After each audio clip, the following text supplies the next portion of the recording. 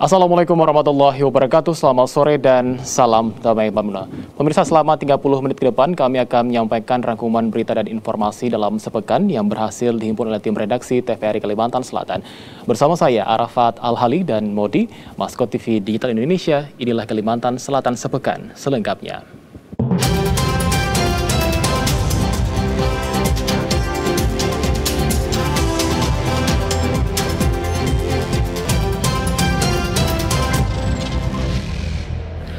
Kami awali Kalimantan Selatan sepekan, pemirsa, dengan informasi mengenai Satuan Lalu Lintas dan Sababta Polres Tapin amankan ratusan remaja yang melakukan aksi balap liar di kawasan Rantau Baru. Tidak hanya itu, remaja juga diminta dorong motor ke Mapolres Tapin yang berjarak 3 km. Mendengar keluhan masyarakat mengenai maraknya balap liar di kawasan Rantau Baru, selain pelaku balap liar, pihak kepolisian juga mengamankan penonton. Aksi balap liar sendiri sering dilakukan oleh para remaja di kawasan Rantau Baru. Padahal kawasan Rantau Baru merupakan salah satu tempat wisata warga Kabupaten Tapin.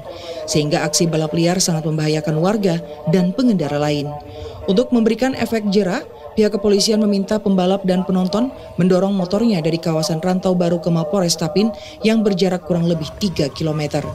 Kanit Lantas Polres Tapin Ibda Lisna Hartati mengatakan penertiban aksi balap liar sendiri dilakukan karena keluhan masyarakat mengenai kawasan Rantau Baru yang marak balap liar oleh remaja yang sangat mengganggu pengguna jalan lainnya.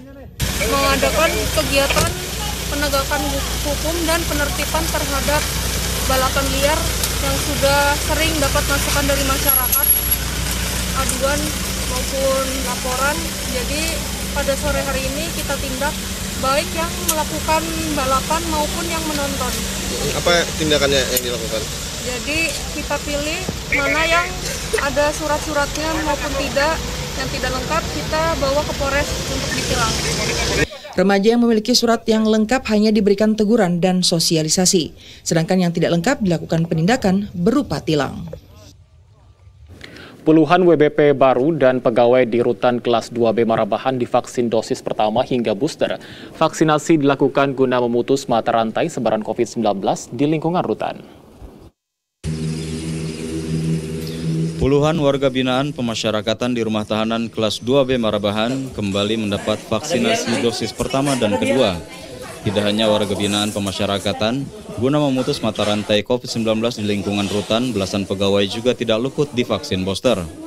Sebanyak 52 warga binaan pemasyarakatan ini, 11 orang divaksin dosis pertama, 41 orang warga binaan pemasyarakatan divaksin dosis kedua, dan 15 orang pegawai lainnya divaksin booster. Alhamdulillah hampir 100% warga binaan dari jumlah yang ada 280 orang sudah melakukan vaksin, baik itu vaksin pertama maupun vaksin kedua. Ada yang vaksin pertama itu vaksin Sinovac dan juga ada yang AstraZeneca. Nah, ini sekarang sisa-sisa yang tahanan baru yang baru masuk ke Rutan Marabahan, sehingga kita laksanakan untuk vaksin pertama dan vaksin. Sementara itu, dari sebanyak 280 warga binaan pemasyarakatan yang ada di Rutan Kelas 2B Marabahan, hampir 100% warga binaan pemasyarakatan sudah divaksin, dan yang divaksin kali ini merupakan penghuni baru di Rutan, mengingat WBP jumlahnya bersifat dinamis. Randy Tisna, kontributor TVRI Kalimantan Selatan. Sebagai upaya menciptakan penyuluh dan petani yang handal serta mampu meningkatkan hasil pertanian di Kabupaten Balangan, pemerintah Kabupaten Balangan adakan bimbingan teknis peningkatan kapasitas penyuluh dan petani. Bupati Balangan Abdul Hadi menilai bimbingan teknis peningkatan kapasitas penyuluh dan petani penting dilakukan sebagai upaya menciptakan penyuluh dan petani yang handal, serta mampu meningkatkan hasil pertanian di Kabupaten Balangan di era pandemi COVID-19 saat ini. Dan tujuan kegiatan ini guna membantu pemerintah daerah dalam bersama membasmi hama wereng coklat yang menghambat produktivitas padi masyarakat. Menurut Abdul Hadi, tenaga penyuluh di Balangan sudah melaksanakan BIMTEK dan siap membina para petani. Terbukti di lapangan varietas lokal ini sangat rentan diserang oleh wereng coklat.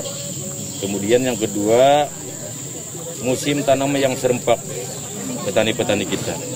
Kemudian tadi Kepala Laboratorium juga memberikan arahan untuk obat-obatan membasmi hama jangan berlebihan, sesuai dengan takaran dan aturan yang sudah ditentukan. Harapan kita sendiri, Pak? Harapan kita petani sukses sebenarnya, sehingga petani-petani kita di desa sejahtera. Ketua Kelompok Tani Tabat Harapan Suhardi mengucapkan rasa syukur karena adanya tanggapan langsung dari pemerintah daerah dan berharap bantuan ini terus dipermudah dan diperbanyak sehingga bisa mengatasi masalah hama wereng coklat sendiri. Benar itu ada tanggapan langsung dari Pak Bupati, jadi kami mengharap bantuan itu dipermudah dan diperbanyak, soalnya saya kira kalau mengatasi masalah bibit, pupuk, obat, maka itu yang kami harapkan. Terakhir Suhardi menambahkan untuk pengairan ada beberapa kendala, yaitu masih ada sengketa batas yang mana untuk infrastrukturnya masih belum bisa diperbaiki. Dari Balangan, Rafli, kontributor TVRI Kalimantan Selatan. Tahun anggaran 2022, pemerintah Kabupaten Hulu Sungai Tengah mendaftarkan sebanyak 2.053 orang tenaga honorer atau pegawai non-PNS di BPJS Ketenagakerjaan. Untuk mengoptimalisasi pelaksanaan program jaminan ketenagakerjaan, sejumlah kepala SKPD ikuti rapat koordinasi pengawasan di Kejaksaan Negeri Hulu Sungai Tengah. Untuk mengoptimalisasi pelaksanaan program jaminan ketenagakerjaan di tingkat kabupaten, sejumlah pimpinan SKPD Kabupaten Hulu Sungai Tengah mengikuti rapat koordinasi pengawasan, pemeriksaan kepatuhan, dan implementasi Inpres nomor 2 tahun 2021 di kantor Kejaksaan Negeri Hulu Sungai Tengah. Dalam forum ini, Kepala BPKAD Hulu Sungai Tengah, Teddy Taufani menyampaikan, pada tahun 2022 ini, pemerintah daerah telah menganggarkan untuk 2.053 orang tenaga honorer atau pegawai non-PNS terdaftar di BPJS Ketenagakerjaan, mengingat banyaknya manfaat yang didapat. Kepala Kejaksaan Negeri Hulu Sungai Tengah, Trimo, mendorong agar para pimpinan SKPD mampu memastikan para anggota dinas masing-masing mendapat jaminan sosial ketenagakerjaan. Sementara itu, Kepala BPJS Ketenagakerjaan KCP Kandangan, Iwan Pramono mengharapkan melalui forum rapat koordinasi ini, pimpinan SKPD dapat membantu menjelaskan perbedaan antara BPJS Kesehatan dengan BPJS Ketenagakerjaan kepada jajaran internal SKPD dan masyarakat umum. Untuk menganggarkan jaminan kematian dan jaminan kecelakaan kerja. Jadi saat ini di data kita untuk anggaran 2022 itu sekitar 2.053 orang. Jadi ada penambahan sekitar 1.000 orang lebih. Dan semoga dengan kegiatan ini kita bisa memberikan gambaran inilah pembeda antara BPJS Ketenagakerjaan dan BPJS Kesehatan dan bagaimana nantinya masyarakat dengan melalui instansi-instansi terkait yang kita undang tadi dapat menjelaskan kepada masyarakat pekerja bahwa mereka perlu terlindungi. Iwan Pramono menambahkan di Kabupaten Hulu Sungai Tengah terdapat 143.000 lebih angkatan kerja, namun hanya sekitar 5.500 pekerja yang terdaftar di BPJS Ketenagakerjaan. Di samping itu, pemerintah daerah Hulu Sungai Tengah akan segera menyusun peraturan bupati terkait regulasi keikutsertaan tenaga non-ASN atau honorer dalam program BPJS Kesehatan. Ahmad Rizky, kontributor TVRI Kalimantan Selatan. Informasi lainnya akan kami hadirkan usai jeda, tetaplah bersama kami dalam Kalimantan Selatan Sepekan.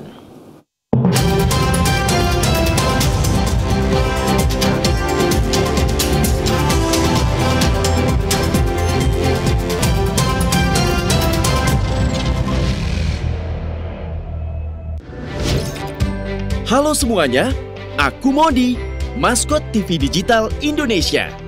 Aku akan membantu semua orang menuju migrasi TV digital. Di mana? Di siarandigital.id dan call center 159. Ayo semuanya, dukung migrasi TV digital. Bersih gambarnya, jernih suaranya, dan canggih teknologinya.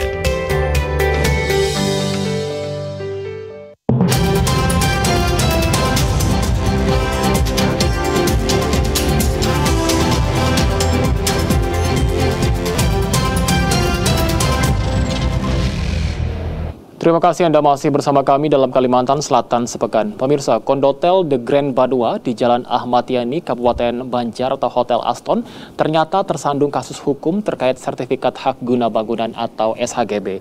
Kasus perdata yang bahkan telah sidang pembacaan putusan di Pengadilan Negeri Martapura memutuskan SHGB agar diserahkan kepada pemilik kondotel. Sidang dengan agenda pembacaan putusan oleh Majelis Hakim di Pengadilan Negeri Martapura ini terkait kasus perdata antara penggugat yang juga merupakan pembeli unit kondotel The Grand Banua dengan tergugat dari pengembang dan salah satu perbankan. Kasus perdata ini berawal dari tidak diterbitkannya SHGB untuk para pembeli apartemen kondotel The Grand Banua lantaran pihak pengembang diduga telah menjaminkan sertifikat ke salah satu perbankan. Dalam sidang ini tergugat atau pihak pengembang diputuskan untuk menyerahkan SHGB ke pemilik atau pembeli kondotel The Grand Banua. Atau klien kami sebagai pemilik kondotel ini setelah 11 tahun melakukan pembayaran dan sudah dinyatakan lunas sampai dengan hari ini tidak mendapatkan sertifikat kepemilikan atas unit kondotel tersebut seperti awal perjanjian, yang mana setelah kami selidik di dalam perjalanannya, sertifikat ini ternyata dijaminkan oleh PT Banua Anugrah Sejahtera kepada Bank CMB Niaga Jakarta, dan oleh sebab itu kami menduga bahwasannya peralihan atas sertifikat tersebut yang dilakukan oleh PT Bas itu telah memenuhi konsekuensi dari perbuatan melawan hukum. Nah, oleh sebab itu kami mengajukan gugatan, dan kita sama-sama mendengar tadi hari ini ternyata gugatan kami dikabulkan. Sementara pihak tergugat dari pengembang melalui kuasa hukumnya Zainal Abidin pikir-pikir apakah banding atau menerima hasil putusan pengadilan ini. Hasil dari keputusan itu kami menyatakan pikir-pikir dulu apakah kami akan banding atau tidak. Itu aja. Apakah puas dengan putusan itu? Apakah memang harus perlu ada? Saya harus konsultasi dulu dengan prinsipal kita. Nanti kita ambil dulu keputusannya, pertimbangannya bagaimana. Itu nanti dikonsultasikan dulu apakah banding, karena kita diberi waktu 14 hari kan. Penggugat dalam kasus ini merupakan salah satu dari ratusan pembeli kondotel The Grand Banua yang hingga kini belum menerima SHGB. Andi Sam, kontributor TVRI Kalimantan Selatan. Setelah 5 tahun mengabdi di Kabupaten Hulu Sungai Selatan, akhirnya pengajar muda angkatan ke-20 yang tergabung dalam program Indonesia Mengajar telah dinyatakan selesai. Sebelum kembali ke daerah masing-masing, dilaksanakanlah kegiatan dengan tema Indonesia Mengajar Pamit. Indonesia Mengajar Pamit yang dilaksanakan di Aula Pendopo Bupati Hulu Sungai Selatan kali ini diisi dengan kilas balik dari program pertama, yaitu sejak tahun 2017 hingga tahun 2022. Di mana Indonesia Mengajar ini adalah sebuah lembaga yang merekrut, melatih, serta mengirim generasi terbaik bangsa dari berbagai daerah di Indonesia untuk mengabdi sebagai pengajar muda di sekolah dasar dan masyarakat selama 1 tahun. Salah satunya di Kabupaten Hulu Sungai Selatan yang ditempatkan para pengajar muda dari Indonesia Mengajar ini. Selama 5 tahun secara bergantian para pengajar muda ini berada di Kabupaten Hulu Sungai Selatan untuk mengajar di pelosok-pelosok perdesaan dari berbagai kecamatan. Seperti di SDN Baru dan SDN Bajayau, Tengah Kecamatan Daha Barat, SDN Muning dalam Kecamatan Daha Selatan, SDN Loklahung, Kamawakan, Haratai Kecamatan Loksado, serta SDN Riam Talo, Kecamatan Telaga Langsat. Tentunya sangat apresiasi sekali atas segala pengorbanan dari para pengajar muda yang bersedia ditempatkan di desa-desa terpencil, yang tentu saja ini merupakan suatu tantangan dan dengan penuh keterbatasan. Tapi mereka tetap tegar, tetap berkarya untuk membangun, berdedikasi membangun pendidikan di Selatan. Dan teman-teman merasakan luar biasa dikarenakan sambutan dari masyarakat Hulu Sungai Selatan begitu sangat ramah, guru-gurunya juga mereka sangat welcome. Sangat menerima dengan baik, Pak. Apalagi akan kedatangan kami pengajar muda yang di sini sudah selama 5 tahun ya, Pak, udah ada di sini. Jadi menurut saya pendidikannya alhamdulillah makin berkembang, Pak, makin baik dengan adanya penggerak-penggerak dan para stakeholder yang saling berjejaring kayak gitu, Pak. Kegiatan Indonesia Mengajar Pamit yang dihadiri oleh beberapa jajaran Forkopimda ini, Bupati Hulu Sungai Selatan yang diwakili Asisten Perekonomian dan Pembangunan menyampaikan, pemerintah daerah sangat berterima kasih atas pengabdian yang sudah dilakukan oleh para pengajar muda selama 5 tahun untuk anak-anak di Kabupaten Hulu Sungai Selatan. Diharapkan semua program yang telah dirintis sejak awal bisa terus dipertahankan dan dikembangkan untuk mencapai pendidikan yang lebih baik. Dari Hulu Sungai Selatan, Iwan Sanusi, kontributor TVRI Kalimantan Selatan. Dalam rangka program kerja ekstrakurikuler, DPRD Kabupaten Tanah Bumbu terima kunjungan Gerakan Pramuka Gugus Depan Tanah Bumbu Ambalan Padimas. Pada pelaksanaan giat pramuka ini dirangkai sebagai bentuk kunjungan edukasi. Sebanyak 31 anggota Gerakan Pramuka Gugus Depan Tanah Bumbu Ambalan Padimas yang berpangkalan di Sekolah Menengah Atas Negeri 1 SMAN 1 Simpang 4 Kabupaten Tanah Bumbu kunjungi DPRD Kabupaten Tanah Bumbu. Kedatangan mereka yang dipimpin Muhammad Gofur dalam rangka program kerja ekstrakurikuler diterima beberapa anggota DPRD dan pejabat sekretariat DPRD di ruang rapat kerja. Dalam pertemuan ini yang dipimpin anggota DPRD Samsisar menyambut baik kunjungan anggota Pramuka. Dijelaskannya tentang semua mekanisme kegiatan rapat-rapat DPRD dan kegiatan peninjauan lapangan, seperti yang dilakukan anggota lainnya pada program monitoring hari ini. Yang berkenaan dengan mekanisme kegiatan di dalam ruangan dan di luar ruangan, termasuk reses dan monitoring, kami jelaskan sejelas-jelasnya untuk anak-anak pramuka sehingga mereka paham dengan termasuk keterwakilan, termasuk apa yang mereka pertanyakan tadi, bagaimana menjadi anggota DPRD juga kami berikan jawaban yang sesingkat mungkin, dan alhamdulillah mereka sudah cepat memahami apa yang menjadi pertanyaan mereka. Sementara pimpinan rombongan Gerakan Pramuka Gugus Depan Tanah Bumbu Ambalan Padimas Muhammad Gofur mengatakan anggotanya sangat antusias saat berdiskusi dengan anggota DPRD. Bahkan ada keinginan dari beberapa anggota Pramuka di masa yang akan datang untuk menjadi anggota DPRD.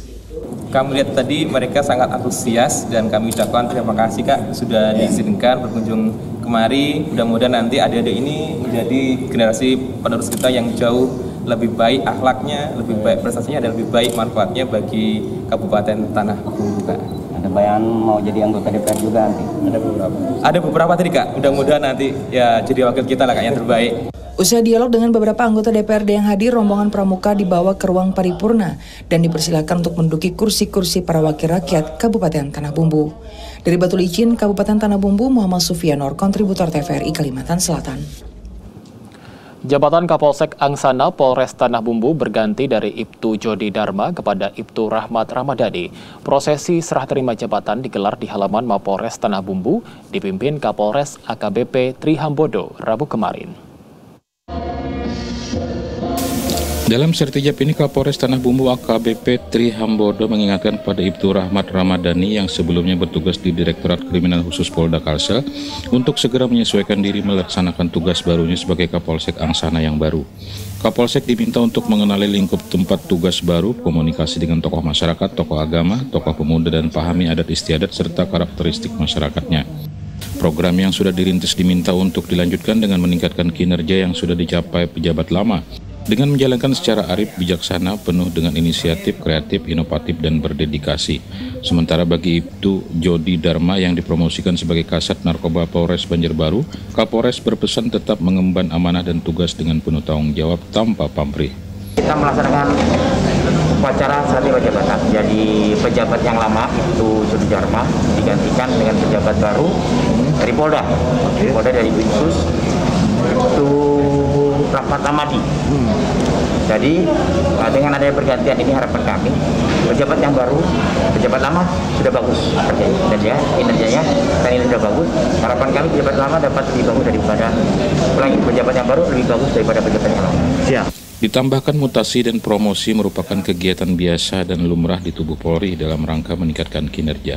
Upacara sertijab yang dilaksanakan puluhan perwira dan bintara di jajaran Polres Tanah Bumbu ini dirangkai dengan kenal pamit jabatan Kapolsek Angsana bersama pengurus dan anggota Bayangkari cabang setempat.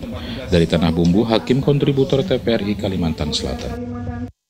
Balai Pengelola Transportasi Darat BPTD Wilayah 15 Provinsi Kalimantan Selatan menggelar sosialisasi terkait pencegahan dan penegakan hukum Perda Nomor 3 Tahun 2012 dan kebijakan Zero Overdimension dan Overloading tahun 2023. Pertemuan sekaligus penyampaian surat edaran bersama terkait pengaturan angkutan yang melintas wilayah Kabupaten Tanah Laut dan Tanah Bumbu. Kegiatan sosialisasi dibuka Asisten 2 Setdakap Tanah Bumbu Rahmat Prapto Udoyo. Kegiatan ini guna penegakan hukum Perda Provinsi Kalimantan Selatan Nomor 3 Tahun 2012 dan kebijakan Zero Odol yang akan diberlakukan 2023 mendatang. Pasalnya, keberadaan truk besar yang bobot dan ukurannya melampaui batas yang lalu lalang di jalan raya sudah menjadi momok menakutkan karena membahayakan keselamatan masyarakat umum maupun pengguna jalan lainnya. Kasih Sarana dan Prasarana BPTD Wilayah 15 Kalimantan Selatan, Freddy Tampu Bolon mengatakan, saat ini pihaknya bersinergi dengan mitra kerja, baik Dinas Perhubungan Provinsi maupun Kabupaten Kota, serta Satuan Lalu Lintas Polda dan Polres. Melalui sosialisasi ini, pihaknya berharap adanya kesadaran pelaku usaha angkutan barang guna keselamatan bersama. Intinya gini, kami sudah memulai bersinergi dengan mitra kerja kami, Dinas Perhubungan di wilayah kerja kami BPTD 15 Prof. Kalsel. Dalam hal ini contohnya Tanah Bumbu memfasilitasi pertemuan tindak lanjut pertemuan sebelumnya yang di tingkat provinsi. Yang mana Perda Gubernur ini jelas tahun 2012 loh. Tetapi udah kami all out lah membackup ini karena tune dengan konsep Zero Odel 2020. Berdasarkan data Korlantas Polri dari Integrated Road Safety Management System (IRSMS) tentang kecelakaan tahun 2021, truk odol menjadi salah satu penyumbang terbesar penyebab kecelakaan lalu lintas. Dari Tanah Bumbu, Hakim Kontributor TVRI Kalimantan Selatan. Di tengah serbuan jasa laundry yang semakin menjamur, tidak membuat jasa penyetrikaan yang menggunakan bara api atau arang kehilangan pelanggan. Terbukti di kawasan Pasar Sentra Antasari, jasa setrika pakaian masih ramai peminatnya. Anda masih ingat setrikaan gosokan dengan menggunakan bara api atau arang? Namun beberapa tahun silam, setrikaan ini sangat diperlukan oleh masyarakat. Namun seiring waktu berjalan, setrikaan yang menggunakan bara api ini sudah mulai ditinggalkan masyarakat dengan adanya setrikaan listrik. Di Pasar Sentra Antasari masih ditemukan jasa setrika bara api atau arang. Seperti dilakoni oleh Ibu Diana yang melanjutkan usaha suaminya yang sudah meninggal dunia. Ibu Diana mengatakan usaha ini sudah bertahan lebih 30 tahun. Usaha yang ditinggalkan suaminya ini harus dilanjutkan untuk mencukupi kebutuhan biaya sekolah ketiga anaknya dan kebutuhan biaya sehari-hari. Dalam seharinya, Ibu Diana rata-rata mampu menyetrika pakaian sampai 50 lembar dengan rata-rata Rp4.000 per lembar. Berapa tahun Bu manu ini Bu? 30 tahun. Sebelumnya Pian Joka atau siapa Bu? Bapaknya, dulunya aku. Jadi sehari-hari ini dari mananya Bu biasanya? Kurang jauh-jauh sini-sini mana-mana katanya. Jadi menghidupi kebutuhan keluarga dengan manusia setrika. Iya, manusia setrika. Sebanyak kulahkan anak, kuliahkan anak. Sehari bisa sampai berapa lembar Bu? Ya, kadang 50, kadang lebih. Berkurangnya jasa setrika arang saat ini karena beralih ke setrika listrik yang digunakan masyarakat. Bahkan hampir dimiliki setiap rumah, ditambah lagi jasa laundry yang sudah sangat banyak di mana-mana. Muhammad Badani, TVRI Kalimantan Selatan. Informasi lain akan kami hadirkan usai jeda. Tetaplah bersama kami dalam Kalimantan Selatan Sepekan.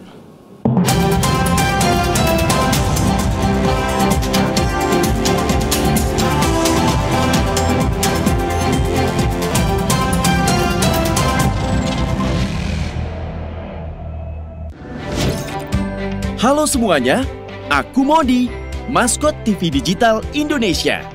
Aku akan membantu semua orang menuju migrasi TV digital. Di mana? Di siarandigital.id dan call center 159. Ayo semuanya, dukung migrasi TV digital. Bersih gambarnya, jernih suaranya, dan canggih teknologinya.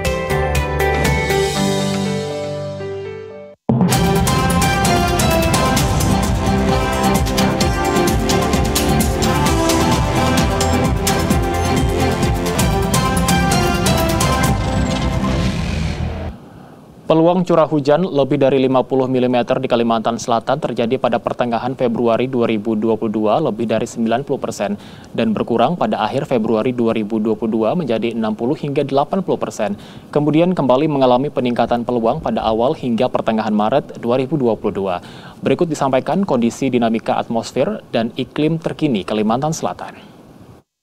Halo pemirsa, kami dari BMKG Stasiun Klimatologi Banjarbaru akan menyampaikan update seputar kondisi dinamika atmosfer dan iklim terkini di Provinsi Kalimantan Selatan. Bersama saya Rizka Novita, mari kita simak informasi selengkapnya. Analisis dan prediksi anomali suhu muka laut. Secara umum, anomali suhu muka laut di Samudra Pasifik bagian timur didominasi kondisi dingin, sedangkan di bagian barat didominasi kondisi dingin hingga netral. Di Samudra Hindia, umumnya anomali suhu muka laut bagian barat didominasi kondisi dingin hingga netral, sedangkan di bagian timur terjadi kondisi hangat. Anomali suhu muka laut di wilayah Nino 34 menunjukkan kondisi La Nina, dan anomali suhu muka laut di Samudra Hindia menunjukkan kondisi Indian Ocean Dipole IOD negatif berlangsung selama 2 dasarian. Suhu muka laut Pasifik di wilayah Nino 3.4 diprediksi didominasi kondisi dingin pada Maret 2022 hingga Mei 2022, kemudian menuju netral hingga Agustus 2022. Suhu muka laut di wilayah Samudra Hindia bagian timur diprediksi dalam kondisi dingin, kemudian berangsur menjadi netral hingga Mei 2022. Kemudian hangat kembali hingga Agustus 2022. Sedangkan Samudra Hindia di bagian barat diprediksi dalam kondisi dingin, kemudian berangsur netral hingga Agustus 2022. Analisis dan prediksi ENSO.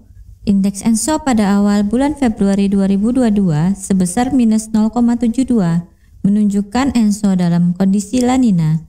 BMKG memperkirakan fenomena ENSO akan mulai berangsur netral pada Februari, Maret, April 2022.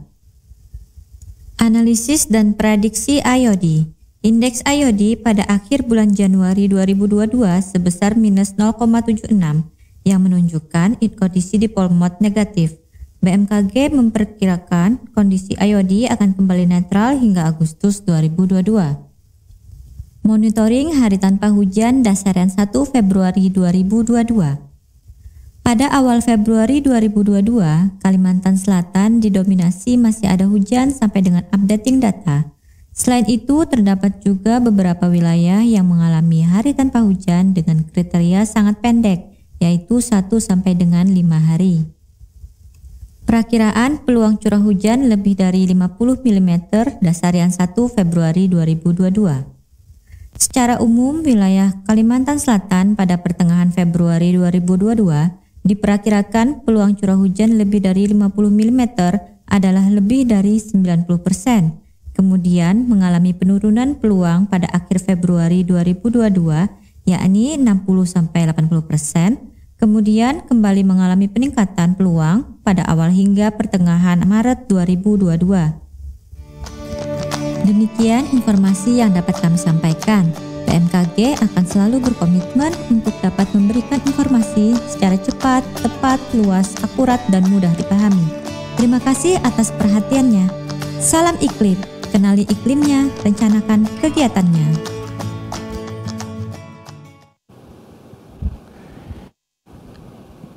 Informasi berikutnya pemirsa, sidang pra-peradilan dengan pemohon Ali Akbar kembali digelar di Pengadilan Negeri Banjarmasin. Kali ini sidang mendengarkan keterangan saksi termohon.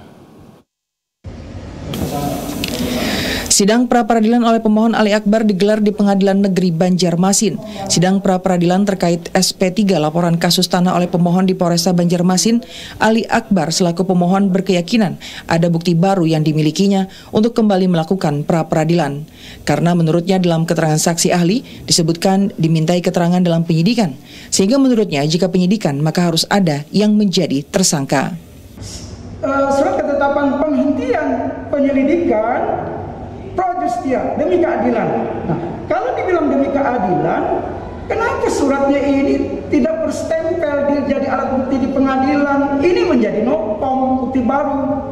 Nah, disinilah kami dengan pra-peradilan ini, kalau itu penyidikan berarti ada tersangka. Kalau kami dikalahkan atau digugurkan atau nebis and endem, bulan depan nanti kami gugat lagi sampai ini perkara ini tertangkapnya Lukman Hazam ini betul-betul ditegakkan kebenaran dan fakta hukum. Itu yang kami cari di pengadilan karena hakim diberi kebebasan. Sementara kuasa hukum termohon Baharudin Tampu Bolon usai sidang dengan agenda mendengarkan keterangan saksi menegaskan tetap pada keyakinan termohon sehingga saksi menguatkan bantahan termohon. Seperti yang disampaikan saksi tadi, penulisan penyelidikan menjadi penyidikan. Saya Saya kira cuma satu kata itu aja sih. Ya. Kalau penyidik, ya penyidik kan yang melakukan penyelidikan harusnya begitu ya. Penyidikan. Tapi kan tidak merubah, ya kan? Tidak merubah pokok perkara dari kata-kata tersebut. Saya kira juga saksi yang dimintai keterangan tentang hal itu bisa menjelaskan sebenarnya ya. Bagaimana pada itu kan dalam berita interviewnya ahli itu kan. Jadi saya kira yang satu kalimat tadi pada konsepnya tidak mempengaruhi perkara pokoknya. Pra peradilan yang dilakukan Ali Akbar ini merupakan kali ketiga. 2 gugatan sebelumnya sudah dilakukan di Pengadilan Negeri Banjarmasin dan ditolak. Namun Ali Akbar kembali mengajukan dengan alasan ada bukti baru. Tuntas sudah perjumpaan kita di Kalimantan Selatan sepekan. Saya Arafat Al-Halim, wakil tim yang bertugas, mengucapkan terima kasih atas perhatian dan kebersamaan Anda. Wassalamualaikum warahmatullahi wabarakatuh. Selamat sore. Salam damai Padua.